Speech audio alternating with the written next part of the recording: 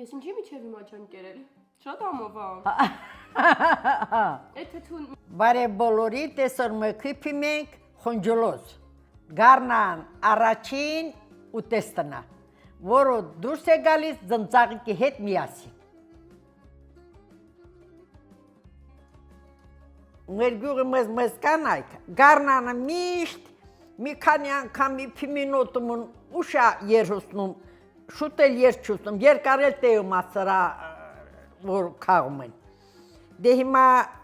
հեսե տեղ կա, որ պիտի հլա մաքրենք, մաքրելու եմ, ես ավել խանձված թևերը կտրտեմ, նոր իպեմ։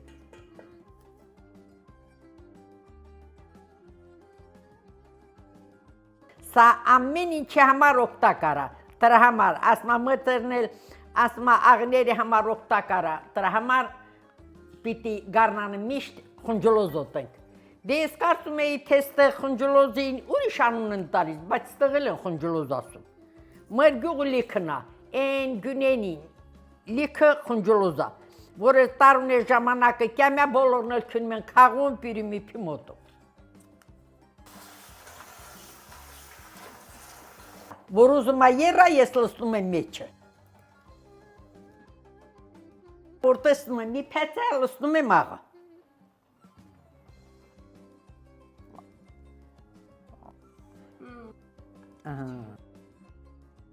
Սակարակ նաև սուրբ զատիկի համար պատրաստեք։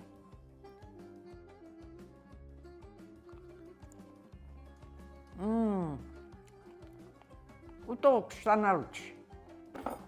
փորձելու եմ խոնջոլոզ։ Ես միշտ ասել եմ, որ Ընկեր։ չեմ ուզում ուտել։ Այ մարդ խոնջոլոզը կանաչը համա։ Դա տեսքից ոնց որ սոխ լինի, դրա համար միշտ խուսափել եմ։ Չէ, դե դերպիրանում ուտես սոխը շտեղետ շտեղ։